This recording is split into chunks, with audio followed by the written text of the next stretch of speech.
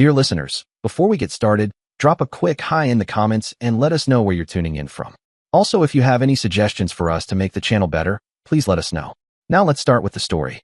I'm Nolan, 32, male. Been married to Alice, 29, female, opinionated, for 3 years now. And up until, I don't know, last month, I genuinely believed we were one of those smug has-it-together couples people roll their eyes at. You know the type. Matching mugs, Sunday morning farmers market trips, sex life, not entirely dead. Sure, we had our little spats, like when she insisted throw pillows were essential to adult living, or when I dared to buy 2-ply instead of 3-ply toilet paper, but nothing dramatic. At least, that's what naive Nolan thought. Quick background. Alice used to work in marketing at some mid-sized place downtown. Corporate enough to suck the soul out of you, but not big enough for free coffee in the break room. She made decent money, had her little latte and presentation hustle going on. Then about a year into the marriage, she started doing that thing where people talk through gritted teeth and say things like, "I'm just so burned out," or "I need to find myself." It's like the corporate version of screaming into a pillow. Naturally, I did the supportive husband thing. I told her, if you hate your job and want to quit and figure your life out, go for it. I figured that bought me at least 3 months of goodwill and maybe one guilt-free Xbox purchase. Spoiler alert, massive miscalculation. But anyway, we'll come back to that mess later. So last Friday night rolls around. Alice tells me she's having her girlfriends over for dinner. Nothing new. This happens maybe once a month, like a recurring sitcom episode I'm not allowed to be in. It's usually the same cast, Kathy, Linda, and occasionally this one other girl whose name I can never remember, and at this point, it's become a point of pride not to ask. Let's call her Discount Hannah. They get together, drink overpriced wine with labels that say things like notes of cranberry and soil, eat way too much food, and talk about whatever it is women talk about when guys aren't around. Which, based on what I overhear, is apparently other women who date exes of their friends, waxing, astrology, and the emotional depth of Harry Styles. Riveting stuff. Honestly, I don't mind the dinners. Alice seems happy, and I get to flex my culinary genius, which is really just heating up a jar of Rouse marinara sauce, dumping in a concerning amount of garlic, and throwing in red pepper flakes like I'm casting a spell. Boom. Famous pasta sauce. And by famous, I mean 3 women once said, "Ooh, this is good," with their mouths full. Michelin star, please. The girls show up around 6:30, all carrying bags that probably cost more than my monthly car insurance. I spend about an hour in the kitchen, pretending I'm on Top Chef, domestic edition, while they're in the dining room getting increasingly loud and emotionally unstable. You know it's serious when the wine volume goes up and the "oh my god, no she didn't" start flying. When I bring everything out, they're in the middle of dissecting some grade, a soap opera involving Kathy's friend, who apparently dated another friend's ex-tragedy of the century. Truly Shakespearean. I tried to follow, but about 3 minutes and I realized I would rather eat dry pasta than listen to this Real Housewives fanfiction any longer. I set the food down like a damn waiter who doesn't get paid, asked if they needed anything else, napkins, therapy, perhaps a ceasefire agreement, and then went back to the kitchen to clean up and disappear. Alice always says her friends appreciate that I'm not hovering around trying to be part of their conversations. So there I am, in the kitchen, domesticated husband mode fully activated, loading the dishwasher like some kind of unpaid appliance technician, wiping down the counters with the enthusiasm of a man who once had dreams. The usual background noise of wine-fueled laughter and whatever Bravo-level drama they're dissecting tonight is going strong. So I'm half listening, half zoning out, thinking about whether I should add chili flakes to the leftovers or just embrace blandness like the rest of my life. Then, mid-scrub, I hear something. My name. Now look, I'm not the eavesdropping type. Okay, I am the eavesdropping type when my name comes up, especially in a room full of people who drink wine like it's oxygen and gossip like it's a competitive sport. At first, it's nothing, just Alice laughing, and I figure it's something dumb, probably making fun of how I think folding a fitted sheet counts as a spiritual achievement. But then I hear it, clear as day. Alice says, and I quote, because these words are now branded into my cerebral cortex. Honestly, girls, Nolan's just my practice husband until I find someone better.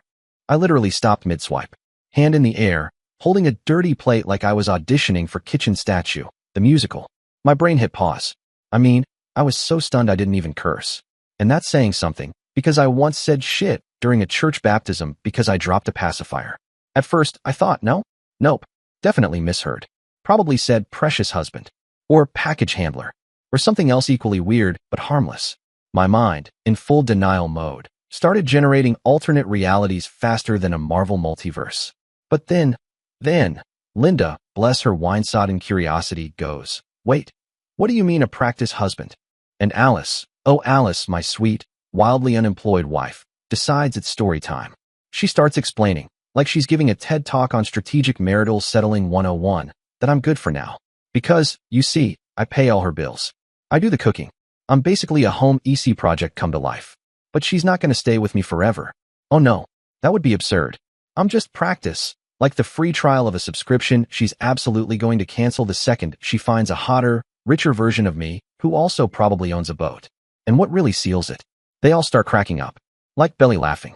Like someone just made a joke about a dog in a sweater or a man who voluntarily gives his wife financial freedom and pasta on demand while she trashes him over gnocchi. Meanwhile, I'm standing there in my own kitchen, holding a plate with remnants of someone's half-eaten garlic bread, wondering if I just had a stroke or accidentally slipped into a parallel universe where I'm the punchline in my own damn marriage. But no, the worst part, worse than the words, was how she said it. So casual, like she was saying, "Ugh, it might rain tomorrow." No shame, no guilt, just an accepted truth, like taxes or the fact that avocados go bad the second you blink at them. She wasn't confessing. She wasn't whispering it like it was scandalous or seeking advice like, "Hey, is it morally bankrupt to emotionally leech off someone I secretly plan to replace?" Nope. She was just stating facts. Like, "Oh, Nolan? Yeah, he's the tutorial level before I start the real game." I set the plate down real careful, like it might explode or something, and just stood there. 2 full minutes. Maybe more. Just trying to process what I just heard.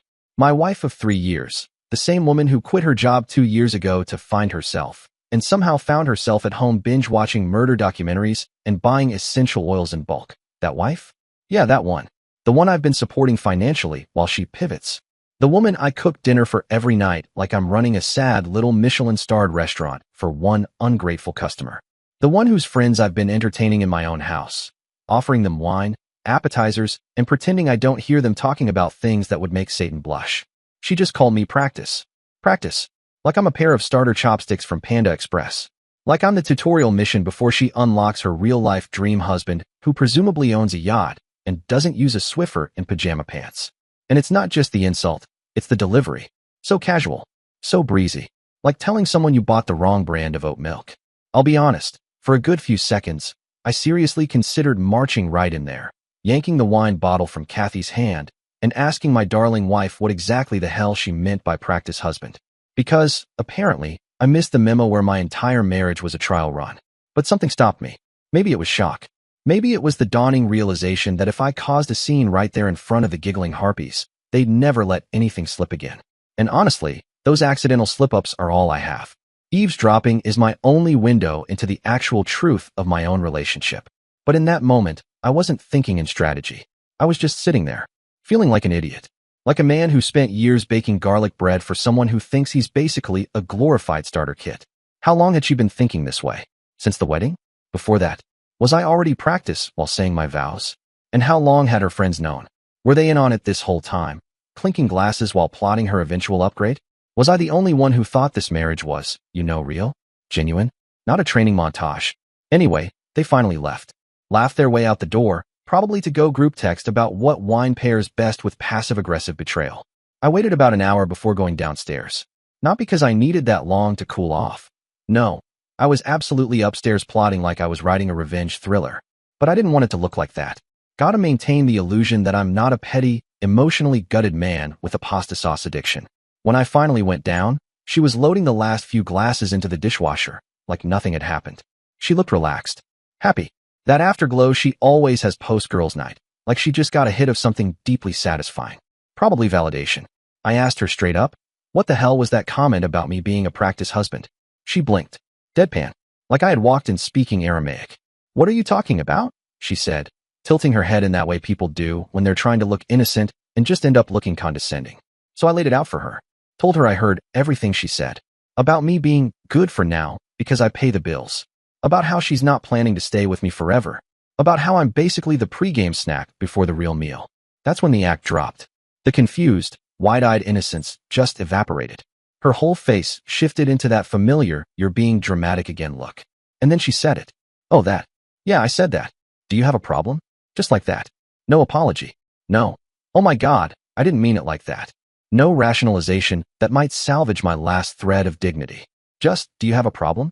Like I was being unreasonable for not wanting to be compared to a pair of bowling bumpers. I looked at her for maybe 10 seconds. Really looked at her. She was just standing there, arms crossed, brow furrowed. Like I was the one being dramatic for calling out the fact that she referred to me as a stepping stone in her climb to romantic greatness.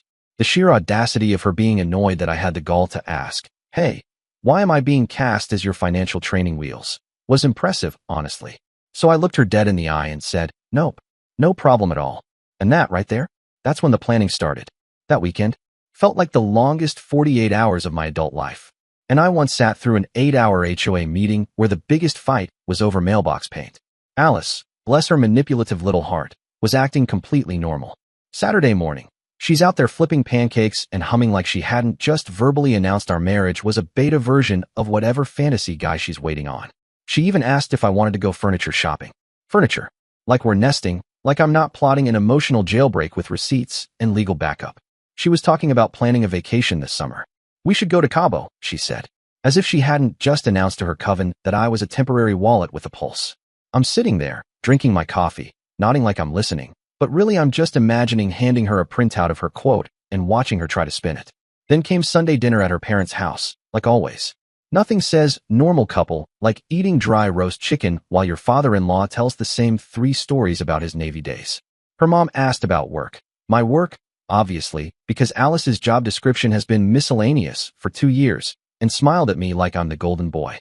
And the whole time, Alice is playing the role of the perfect daughter and loving wife, complete with hand-holding under the table and fake laughter at my dumb dad jokes. And all I could think about, the entire time, was what her parents would say if they knew their precious daughter was basically planning a romantic trade-in like I'm a used Camry with decent mileage. Would her mom still look at me like I'm the best thing to happen to the family since her new Vitamix? Would her dad still ask if I could help him set up his iPad, like I'm his personal Apple genius? Come Monday morning, I did something unthinkable. I called in sick. Now, you have to understand, I haven't called in sick in 2 years. Not once. Not even when I had the flu and coughed so hard I thought I cracked a rib. But this time, I had bigger things to deal with than drywall and load-bearing beams. So I told my foreman I was coming down with something, which wasn't technically a lie. Betrayal's an illness, right? Then I got in my car and drove straight to my lawyer's office downtown. Yep, I've got a lawyer. Because when you own property and your bank account doesn't automatically trigger a sad violin, you get a lawyer. It's one of those grown-up things you do, right after realizing Tupperware lids have disappeared into another dimension and nobody's giving them back. I learned that one the hard way. My dad got wiped out in his divorce back when I was in college. One day he had a house, a car, a golf membership. Next day, a lazy boy in a rented apartment and visitation rights with the dog. That kind of trauma sticks. So yeah, I have a lawyer. And I walked in, calm as you like, and laid out the situation. Didn't go into too much detail. Didn't need to read him the group chat transcripts of Mean Girls, Marital Edition. I just said my wife had made some comments that suggested she was planning to eventually dip out, and I needed to know where I stood legally. He pulled out my file, flipped through it like a man looking for the Holy Grail, and finally gave me the best news I've heard since Alice decided she was too busy to join my fantasy football league. Turns out, that prenup I insisted on signing before the wedding? Smartest decision of my life. Like, if I had to make a highlight reel of my greatest hits, it'd be 1. Learning to make eggs without burning them, and 2. Forcing a prenup before marrying the woman who now refers to me as Practice. Alice wasn't thrilled about it at the time. Kept going on about how it showed I didn't trust her, and how romantic couples don't need legal protection from each other. But I'd watched my dad get financially mugged in slow motion during his divorce, lose half his retirement, the house he'd spent 2 decades paying off, and end up eating frozen burritos in a 1-bedroom with beige carpets and resentment. So yeah, I wasn't about to make that same mistake just because Alice used to look cute in yoga pants and said she liked my chili. The prenup? It was basic but bulletproof. Anything I owned before the marriage, mine. Anything I earned during the marriage, also mine, unless she could prove she contributed financially. Which, considering she quit her job 2 years ago to focus on her potential, was going to be a tough sell. The house, mine. The savings accounts, also mine. The car she drives to brunch and Target like she's the queen of suburbia, registered in my name only. Even the insurance policies had me listed as the primary, and, in some cases, the only, policyholder. She was basically living in a financial Disneyland. and I was the underappreciated mouse in the costume making it all run. My lawyer, God bless his emotionally detached, dead-eyed pragmatism, sat across from me and laid it all out. Legally, since I was the primary on all our accounts, I could move things around, as long as I wasn't doing anything that screamed revenge plot. No draining accounts overnight or canceling Netflix mid-season of whatever garbage reality show she was addicted to. The key, he said, was to be smart. Calculated. Cold, but not cold-blooded. We spent an hour combing through every single thing with my name on it. Bank accounts, credit cards, insurance policies. Even the stupid stuff, like who technically owned the Disney Plus subscription and whether my HBO Max password was protected by the Geneva Convention. It's wild how financially entangled you become with someone after a few years of sharing a fridge and pretending to like the same scented candles. Most people don't get it. They think divorce is just some courtroom scene with sad piano music and one person moving out. Nope. It's spreadsheets and account numbers and making sure the Hulu payment doesn't bounce mid-breakup. And the craziest part of it all, the sudden realization of just how much control I actually had. Every credit card was in my name. She was just an authorized user, which is fancy bank speak for can spend money, but owns none of it. Every utility bill, gas, electric, water, internet, all tied to my accounts. Every streaming service, every auto payment, every monthly charge for things like yoga apps she doesn't use but swears she will get back into. She'd been living on my dime for so long, she had no idea what a financial foundation looked like anymore. No credit card in her own name. No personal savings. No safety net that wasn't funded by yours truly. It was like I'd married a financially dependent adult baby who drank oat milk and knew her moon sign. That afternoon, I got to work. No fireworks. No red flags. Just subtle moves. The kind of changes you'd only notice if you were paying very close attention, which she never was. I started moving some money out of our joint checking and into my personal savings. Not the whole amount, just enough that it would matter when things eventually hit the fan. I didn't want her to notice and go full dramatic monologue in the kitchen. Then I started changing passwords. Nothing drastic, just a few key accounts. The ones that would matter when the dust settled. And I updated contact info across the board so all the notifications, alerts, and your bill is due emails would come straight to my inbox. To my email instead of hers. The rest of the week, I played it cool. Academy, award level normal. Woke up next to her. Made coffee. Said things like, want almond milk or regular? Like I wasn't quietly setting the stage for her grand financial exit. Alice didn't notice a thing, because why would she? She never paid attention to any of the money stuff. As far as she was concerned, Visa was a magic card, and the bank account refilled itself every month like some sort of enchanted financial cauldron. She never once asked about balances. Never peeked at a budget. Never wondered why we could afford DoorDash 4 nights a week without blinking. She'd just swipe her card and go, like some overconfident wizard yelling, "Expecto Amex," and assuming the spell would always work. So, the next day, I had my lawyer draw up the divorce papers. It took maybe an hour, mostly us sitting there going, nope, she doesn't own that. Nope, she didn't contribute to that. Definitely not touching that. We basically speed ran a legal audit of the entire marriage. And let me tell you, there's nothing quite like watching a trained professional legally dissect your relationship with the same enthusiasm as trimming dead weight off a tax return. By Thursday, I signed the papers. And yeah, I'll admit, it felt weird. Signing your name to something that ends a marriage is kind of like hitting send on a breakup text that cost you 6 figures and 3 years of your life. But it also felt like I was finally driving my own life again instead of just sitting in the passenger seat while Alice played DJ with the manipulation playlist on repeat. 2 days later, I put the final pieces in place. The accounts were locked down. Passwords changed. Legal paperwork printed, reviewed, notarized, and alphabetized. I wasn't just preparing for a divorce. I was launching a full-scale, emotionally detached operation. Mission, clean cut. And the timing had to be perfect. Maximum impact, zero legal blowback. Like a breakup ballet, but with lawyers and frozen assets. You see, Alice has this little Saturday tradition. Every weekend, she meets up with Kathy and the girls at this obnoxiously expensive brunch spot downtown. You know the type, tiny portions, giant prices, and waiters who look like failed actors. They sit around sipping mimosas, posting filtered photos of eggs, and pretending they invented brunch. Then they wander off to shop for clothes they'll pretend were on sale, but cost more than my monthly car insurance. This Saturday was going to be a little different. It started like all the others.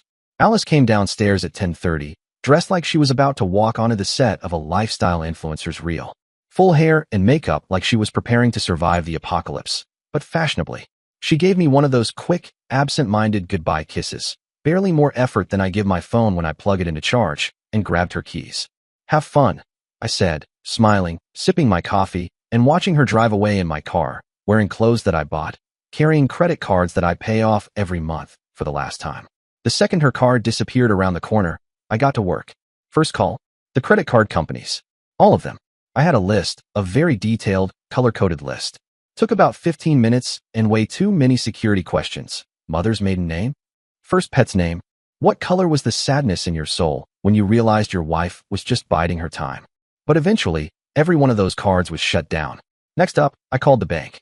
I told them I suspected unauthorized access to the joint checking account and needed to freeze it to protect the funds while we investigated. Technically true. Her access was absolutely unauthorized. As far as I was concerned, she had lost her user ID the moment she called me practice. The whole process took maybe 30 minutes. 30 minutes to shut off the financial pipeline that had been supporting her lifestyle for the past 2 years. I spent the rest of the morning doing what any responsible, emotionally steamrolled adult would do, setting up boxes in the living room like I was preparing for a very sad, one-person version of House Hunters, Exit Edition. I even made a neat little pile of all the paperwork she'd need to start her shiny new independent life. It was basically a starter pack for functioning adulthood: rental listings, insurance info, tips on building credit, and a sticky note that might as well have read, "Welcome to reality, batteries not included." Everything she'd avoided for the past 2 years while I played the role of husband/financial life support, all laid out. Binder clips and everything. I was doing more prep work for her solo life than she probably did for our wedding.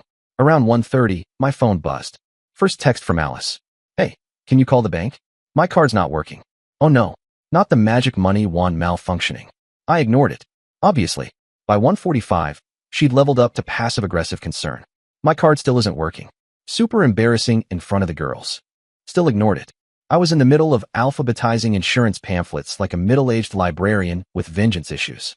By 2:15, she was officially in meltdown mode. Messages in all caps, as if yelling digitally would somehow undecline her card. "Nolan, pick up your phone. WTF is going on? Answer me right now." Desperation was creeping in, and it had only been, what, an hour without access to my money? Truly, the collapse of a dynasty. Then came the calls. Straight to voicemail, one after another, like she was trying to summon me through sheer annoyance. 6 in the next 20 minutes, each voicemail evolving like stages of grief: confusion, irritation, denial, rage, conspiracy theories, and finally, a sort of credit card-based existential crisis. Then, blessedly, my phone pinged again. Not Alice this time, but Kathy. Queen Kathy. The same woman who cackled at brunch when my wife called me practice. Now sending me, "Dude, Alice is losing it. Her cards won't work and she's flipping out." Ah, karma. Served with brunch and bottomless mimosas. I texted back, all innocence and wide-eyed emoji energy. "Oh no, that's weird. Everything okay?" Kathy replied instantly. She says the bank is having some issue. She couldn't even pay for lunch. I had to cover her. LMAO. Yes, Kathy. Banking issues. How odd. Must be Mercury in retrograde. Or maybe Alice's financial access finally realizing I'm not an ATM with a pulse. Then, just like that, the call stopped. I figured one of two things had happened. She'd borrowed money from her friends and was currently passive-aggressively sipping her mimosa like it was made of betrayal. She was driving home at full speed to give me a live performance of The Real Housewives of Financial Dependency, season finale. I bet on option 2. And I was right. About half an hour later, I heard the sound of her car in the driveway. Way earlier than usual. Normally she drags out brunch like it's her job. Which, technically, it kind of was. But not today. Nope. This was the unmistakable screech of someone whose brunch turned into a budgeting crisis. Then came the car door slam. Not the casual, "I'm home, babe," kind of close. No, this was the full-on rage slam of doom. The kind you only hear in soap operas or when your DoorDash guy forgets the dipping sauce. 10 seconds later, the front door flew open. Alice stormed in like she was ready to sue the sun for being too bright. Hair slightly windblown, heels clicking like angry castanets. And she was already yelling before she saw me. Full volume, no warm-up act.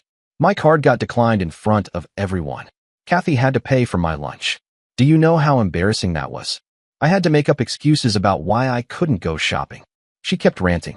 Something about how the bank must have made some kind of mistake, and why didn't I answer my phone when she needed help? Like I was the villain in her soap opera episode of Brunch Gone Wrong. Meanwhile, I was sitting there on the couch, legs crossed like I was watching the weather, divorce papers neatly stacked in my lap, boxes lined up next to me like I'd just finished playing emotional Tetris. I didn't say a word while she kept pacing and flailing and delivering her one-woman off-Broadway production of The Financially Forsaken Housewife. I just let her go until she finally paused for breath, face red, hair slightly frizzed, one heel clicking anxiously against the hardwood like she was about to challenge me to a duel. That's when I said it. Calm. Measured. Like I was ordering coffee. Yeah, I canceled the cards, because you don't need them anymore. Boom. You could see it hit her brain like a buffering error. She blinked. Once. Twice. Then. You what? Now she really lost it. Full tilt. Demanded to know why I would do that. What was wrong with me? And how could I embarrass her like that in front of her friends? Like I'd just pulled her pants down in public instead of ending the free trial of her lifestyle subscription. It was truly impressive. The sheer conviction she had while trying to flip the script and make me the bad guy. For not wanting to bankroll someone who refers to me as practice, like I'm a pair of Payless shoes she's wearing until her Louboutins show up. Then, right on cue, she noticed the boxes, the folders, the stack of envelopes with her name on them. Her whole vibe shifted from angry velociraptor to confused meerkat. She tilted her head, stepped back a little, narrowed her eyes. What is all this? I handed her the papers. It's your graduation packet, I said, real polite. Congratulations, you've officially completed your practice marriage. I swear to God, the look on her face? Worth every overpriced handbag, every unused Peloton login, every brunch bill I'd ever footed. Absolute silence. Then shock. Then confusion. Then full-on panic. As if the realization hit her that the lifestyle she curated on my dime was about to come crashing down faster than her Insta likes after this news hit the group chat. And then it started. The emotional Olympics. First up, denial and deflection. It was just a joke. You seriously think I meant that stuff? Come on, Nolan. Then, apology and gaslight combo. I didn't mean it like that. You're taking it way out of context. And finally, blame transfer shot put. You always take things so literally. You don't get my sense of humor. That's the problem. Oh yes, clearly, I'm the issue here. Silly me, not understanding the classic comedic trope of calling your husband a temporary financial crutch. But the damage was done. I'd heard it. Crystal clear. No denials. No, you misunderstood. No, I was drunk on kombucha and bad choices. She'd laid it out like it was gospel. Our marriage was just a placeholder, and I was the wallet with Wi-Fi. And now? Now she was getting a very vivid preview of what life looks like when that wallet cuts you off and changes the pin. While she cycled through every stage of the emotional meltdown spectrum, shock, confusion, rage, regret, bargaining, interpretive dance, I just sat on the couch. Calm, peaceful, like a man watching a YouTube video titled, How to Disassemble a Parasite with Legal Precision. Because here's the thing, she wasn't just losing a guy, she was losing the perks. The cozy little setup she'd been thriving in, funded by yours truly, was evaporating in real time. And that realization? That was hitting her harder than her iced vanilla latte without almond milk. The cherry on top? Her little brunch posse got front row seats to the implosion. Same women who'd laughed along with her about me being practice. They got to watch her face when her card got declined like she was trying to shop on store credit from the universe. Watching her squirm? That was justice, avocado toast style. So I gave her a deadline. Simple. Respectful. Landlord energy. 2 hours, I told her, motioning to the boxes like I was giving a TED talk on consequences. That's what I'd give any tenant not paying rent. After that, your stuff's on the curb and you can finish this breakdown somewhere else. That's when she switched tactics and tried pulling out the legal card, like it was Uno, and she had a reverse tucked up her sleeve. You can't kick me out, she yelled. This is my house too. I live here. I have rights. Cute. I pulled out my phone like I was about to check the weather, but instead brought up a PDF. Sure, I said, scrolling. Why don't you take a quick peek at the prenup you signed 3 years ago? Section 4, Paragraph 2. She snatched the phone like it held the answers to her now collapsing lifestyle. And oh, it did. That section clearly stated, in very plain, adult words, that the house remained my separate property. Didn't matter if we were married 5 weeks or 5 decades. This roof was legally, contractually, and unapologetically mine. Watching her read that document? Chef's kiss. It was like watching a slow-motion car crash made entirely of entitlement and denial. Her face went from, I'm the victim, to, I should have paid more attention in law school, in 5 seconds flat. She tried to argue, of course. Pulled the, I didn't really understand what I was signing routine like she was auditioning for a courtroom drama. You pressured me, she insisted. You rushed me into signing it. You never explained what it really meant. Uh-huh. Sure. And I'm the tooth fairy. We both knew that wasn't true. My lawyer had explained everything in excruciating detail, twice. She even had her own lawyer look it over, which, let's be honest, she probably picked based on Yelp reviews and whether they had a wine bar in the waiting room. But the point is, she knew exactly what she was signing. She just didn't care back then because she thought she had me wrapped tighter than a burrito at Chipotle. That confidence vanished the moment legal reality slapped her in the face like a cold mimosa to the soul. And then, like a twist in a bad romantic comedy, came the waterworks. But not the usual, "Oh no, I scratched my Tesla" kind of tears. No, these were real deal, ugly, lip-quivering consequences have arrived tears. "I don't have anywhere to go," she sniffled. "All my friends have roommates or tiny apartments. I can't just move in with them." Ah yes, the universal cry of someone who's lived rent-free in a fantasy for too long. How am I supposed to find a place with no job and no savings? I shrugged, sipping my coffee like I was on a porch in a Clint Eastwood movie. "You probably should have thought about that before calling me practice." The clock was ticking. What happened next? I'll give her credit. It was genuinely impressive. Like, if being a spoiled freeloader doesn't work out, she might have a future in rapid response crisis logistics.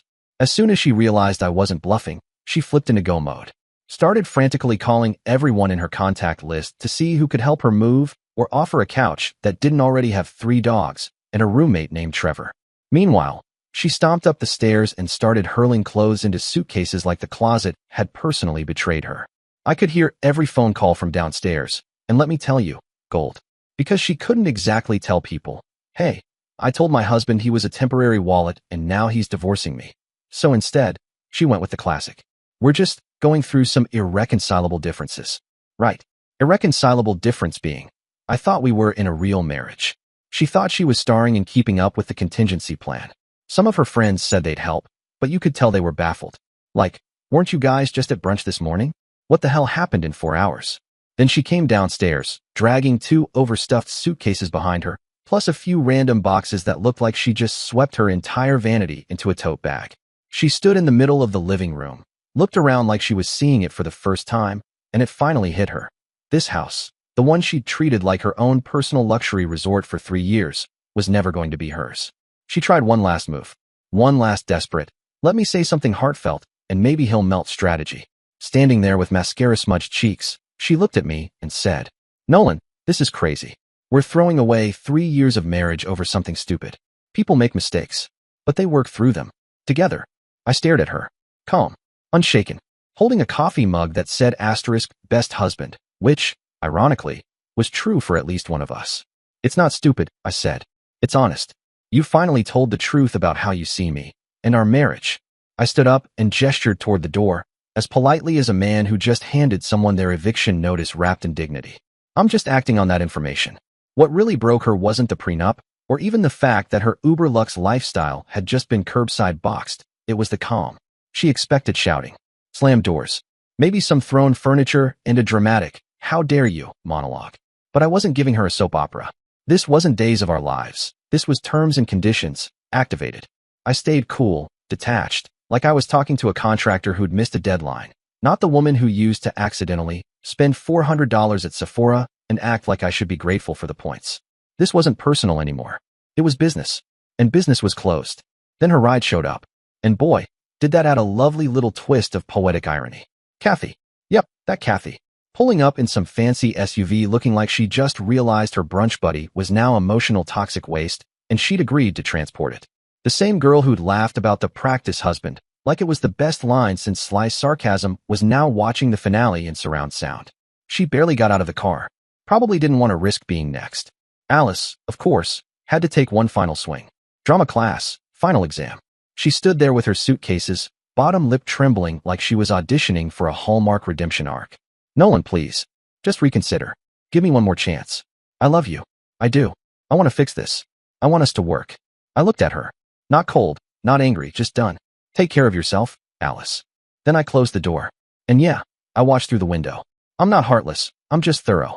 Saw Kathy awkwardly popping the trunk while Alice loaded her shame next to the yoga mat she hasn't used since 2019. Then the car disappeared around the same corner where this whole mess started, when brunch became betrayal. For the first time in 3 years, my house sounded exactly like it should have all along, quiet. No reality TV voiceovers yelling from the living room. No influencer recaps. No spontaneous brainstorming sessions about how we really deserve a vacation to Santorini because self-care is a priority. Just me, my pizza, and the luxurious sound of absolutely freaking nothing. Sunday morning, I woke up like I'd finally taken off a backpack I didn't know I was wearing. Slept like a rock. No midnight anxiety. No passive-aggressive sighs from the other side of the bed. Just peaceful, solo, adult freedom. Then around noon, buzz. The phone lights up. Alice's mom. Of course. Honestly, I should have expected it. But I'd been so deep in prenups, account closures, and emotionally controlled mic drops that I hadn't prepped for Diane, mother-in-law edition. I answered, mostly because I figured it was better to get it over with. Like ripping off a judgmental, over-perfumed Band-Aid. And she did not disappoint. Skipped the greeting altogether and went straight into turbo mode. What the hell is wrong with you, Nolan? Alice showed up here, crying her eyes out. You kicked her out. For what? No reason. After everything she's done for you. Oh yes. Classic concerned mother tone. Somewhere between scolding a teen for wrecking the car and a judge sentencing a war criminal. Apparently, in the alternate universe that Alice now resided in, I had lost my mind over some completely innocent comment she made during girl talk, and just, poof, decided to end our marriage out of nowhere. Funny how Alice's version of events left out just a few minor details. You know, like calling me her practice husband and openly admitting she couldn't leave me because I pay for literally everything. Just little things. Barely worth mentioning, right? So, I asked her mom, real calm-like, did Alice happen to mention the part where she called me practice? Or said she was only sticking around because I pay for her lifestyle? Her mom gave this dismissive little huff, like I just asked her if Alice left the cap off the toothpaste. Oh, Nolan, don't be dramatic. It was just something she said to her friends. Girl talk. Nothing serious. Ah yes, girl talk. The diplomatic immunity of relationship sabotage. So, I spelled it out for her. Slowly, like I was teaching a very defensive parent how cause and effect works. Your daughter told her friends, while I was cooking them dinner in my house, that I'm her practice husband, that she's biding her time until someone better comes along, and she can't leave yet because I pay for everything. There was a pause. About 10 seconds of stunned, dial-tone silence. And then, well, girls say things. That's just girl talk. You can't destroy a marriage over girl talk. Oh really? I must have missed the Hallmark card that said, Happy anniversary to my practice husband. Don't worry, it's just girl talk. I told her flatly, no anger, no theatrics. Watch me. Boom. That did it. She launched into full-on moral outrage mode, sounding like she'd just watched me steal Christmas from under their family tree. You're being cruel and vindictive, Nolan. She made a mistake. But she loves you. You're supposed to work through this. Marriage is about communication, compromise, forgiveness. You're just giving up at the first sign of trouble. Right. Because accidentally calling your husband practice in front of your friends is the same as forgetting to pick up almond milk from Trader Joe's. The part that really got under my skin was how she kept using the word mistake. Like this wasn't her daughter's fully formed, thoroughly expressed worldview. Like Alice had just tripped and fallen face first into demeaning her marriage. So I said, no, this wasn't a mistake. This was her being honest. That's how she sees me. Not as a partner, but as a stepping stone. She doesn't love me. She loves my bank account. There's a massive difference. Her mom didn't love that answer. Suddenly, I was the villain in some Lifetime movie, with her threatening to ruin my reputation like we were back in high school. If you don't take Alice back, people are going to find out what kind of man you really are. The kind who abandons a woman when she needs support. Who throws away a good marriage over his own ego. Oh no, not my ego. Heaven forbid I object to being financially exploited and emotionally demoted to a placeholder husband with a rewards program. That's when I'd heard enough. Good luck with that strategy, I said, and hung up. Then I blocked her number. Because honestly, I don't need to be lectured about what a terrible person I am for not wanting to be called practice. About an hour after I got done blocking Alice's mom and reclaiming a sliver of my sanity, guess who lit up my phone? Her dad. Because apparently, nothing says mature family response like the full blitzkrieg treatment. Only, instead of guilt-tripping me like his wife, this guy went full drill sergeant. You're a coward, Nolan. A coward. Real men don't run away from their marriages. Right. Because real men sit quietly while their wives call them placeholder husbands over pasta primavera. I tried, I really did, to explain the situation. Told him about what she said. How she literally called me her practice husband while shoveling in garlic bread I paid for. Didn't matter. I don't want to hear your excuses. Marriage is about loyalty. You made vows. Cool. Well, so did she.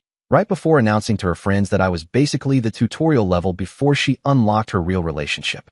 But sure, I'm the one dishonoring the sacred institution of marriage. Apparently, the only thing weaker than my commitment was my masculinity.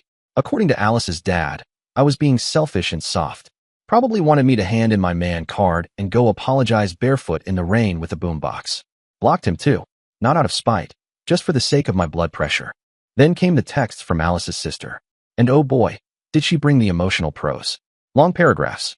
The kind of dramatic messages that make you scroll 5 times to reach the bottom. All about how disappointed she was, how I was breaking up the family, how Alice was devastated and I was destroying her life over. Wait for it, my ego. Because yes, clearly my ego was the problem. Not the part where her sister saw me as a financial pit stop on the way to hotter, richer, better. Blocked her too.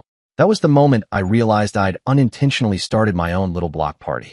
No snacks, no music, just the satisfying silence of not being bombarded with messages from people who didn't care what actually happened.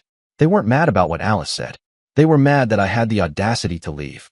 By Sunday night, the scoreboard read, me, peace, and sanity. Them, group delusion. It wasn't that I couldn't take the criticism. I can take plenty. I just wasn't interested in having a roundtable discussion with people who thought calling your husband practice was the romantic equivalent of leaving your socks on the floor. I mean, according to them, I was supposed to just shrug it off and ask if she wanted dessert with her disrespect. Then Monday rolled around. And just when I thought the storm had passed, I got the call from my parents. My mom answered first.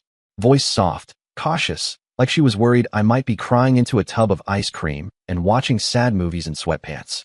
Hey sweetheart, are you doing okay? We heard about you and Alice. Your Uncle Gerald called after talking to Diane, who apparently told your cousin Melissa. And then, well, you know how families are. Yes, unfortunately, I do know. So I took a deep breath and laid it all out for them. From the infamous practice husband brunch incident to her financial parasitism, and the whole blame Nolan tour her family had been running since Saturday afternoon. There was a pause. Then my dad, stoic, even-keeled, man of few words, goes, "Good for you." Just like that. No lecture. No guilt. Just validation wrapped in dad tone. He even admitted they'd never liked how Alice treated me. Always acted like she was too good for us. Too good for you. Like she was doing you a favor by marrying you. My mom jumped in, and let me tell you, the floodgates opened. We held our tongues for 3 years, Nolan. 3 years. Because you seemed happy. But that girl, she was using you. They said they'd seen it from day one.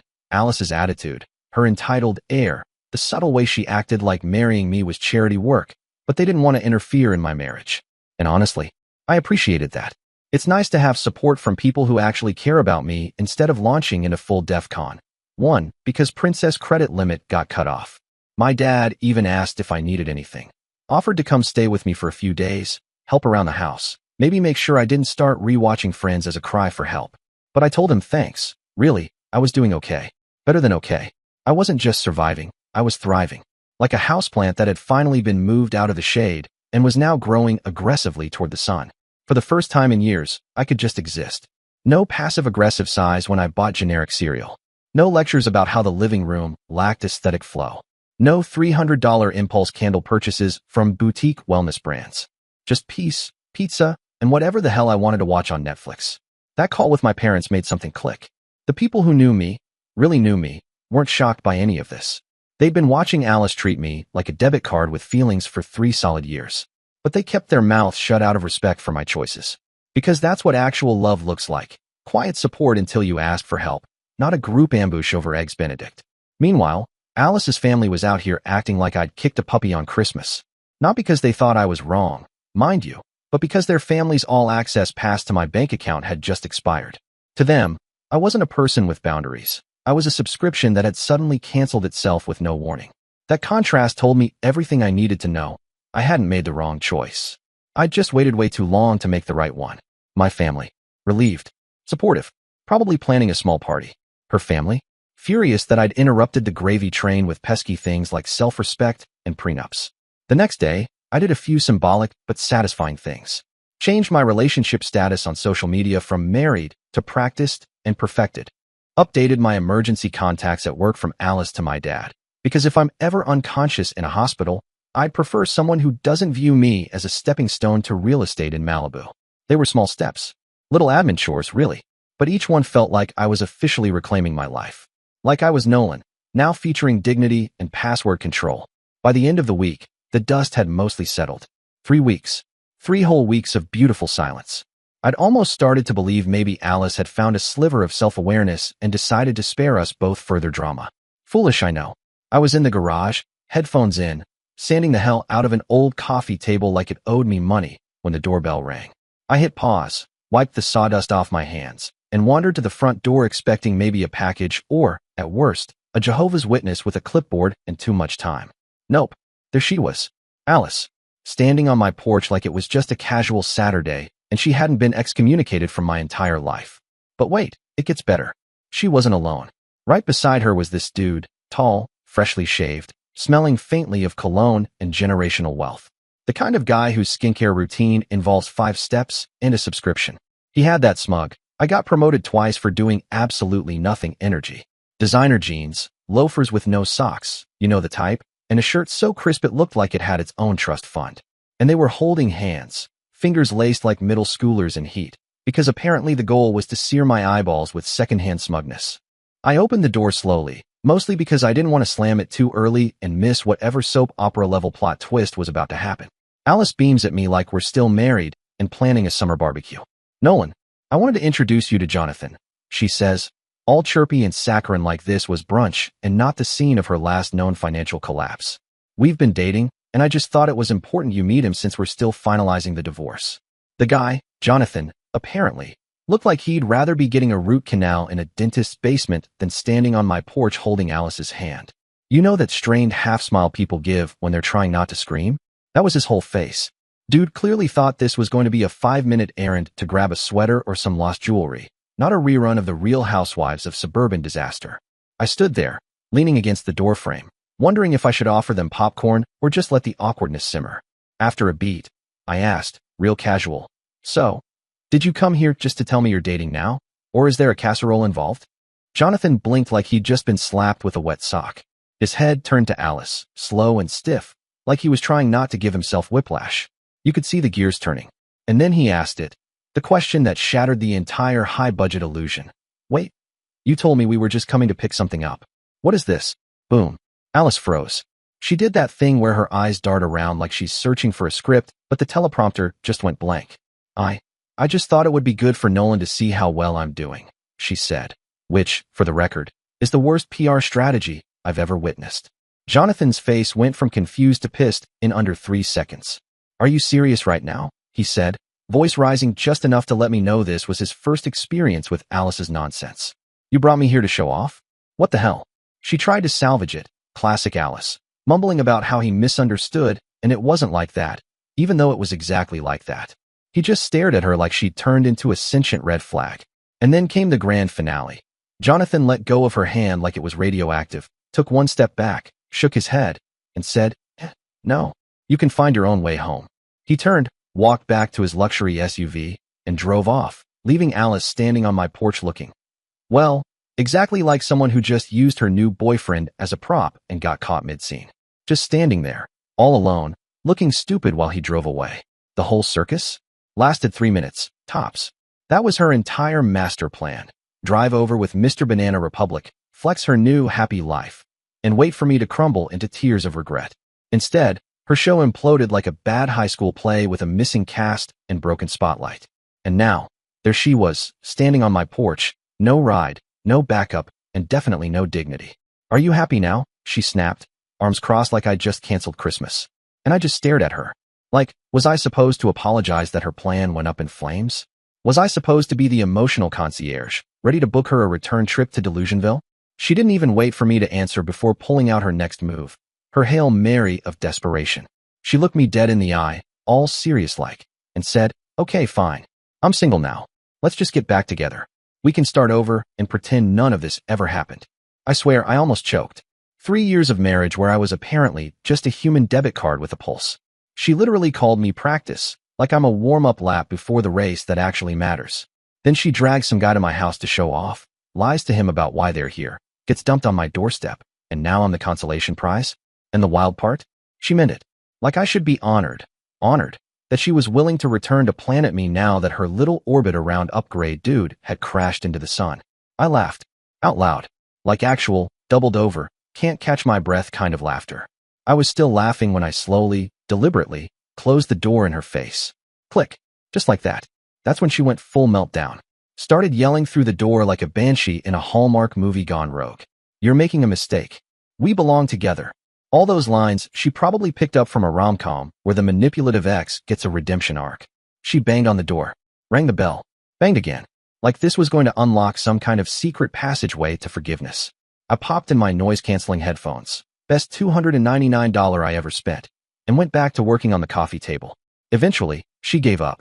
I watched from the living room window as she stood there awkwardly scrolling through her phone, probably texting everyone in her contacts who hadn't already blocked her. Must have been a fun conversation. Hey, can you come pick me up from my ex-husband's house? I tried to ambush him with my new boyfriend, and now I'm stranded. Real Hallmark moment. A car finally pulled up.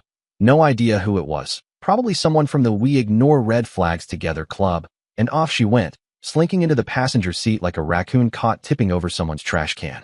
I didn't wave. I just watched her disappear again around the same corner where this entire saga started. Fitting, really. That was 2 months ago. Not a peep since. Silence is golden, and in this case, blissfully quiet. Though, because people can't keep their mouths shut, I did hear from a mutual friend that she's now back living with her parents and working some retail job at the mall. Which, hey, maybe character building. The whole aspiring influencer with no income stream gig hits different when there's no husband footing the brunch bill. Meanwhile, things on my end. Let's just say the upgrade is real. Got promoted last month. Turns out, when you're not constantly drained by emotional leeching, your productivity skyrockets. I'm even thinking of getting a dog. You know, someone who actually appreciates my company, doesn't call me practice, and will never ask me to fund their Instagram aesthetic. Might take a few cooking classes too. Learn to make something that doesn't involve dumping sauce from a jar and calling it dinner. Maybe travel. Go someplace I actually want to visit. Not just wherever looks best in filtered sunset selfies with fake candid laughter. It's funny how things work out. She said I was practice until she found someone better. Turns out, I was practiced too. Practice for being the kind of man who doesn't put up with being treated like a backup plan. She practiced being terrible at marriage, and I practiced ignoring red flags. Now we're both practicing being single. Except I'm way better at it than she is. Guess practice really does make perfect after all. Dear listeners, please share your thoughts in the comments section below and don't forget to like, share, and subscribe.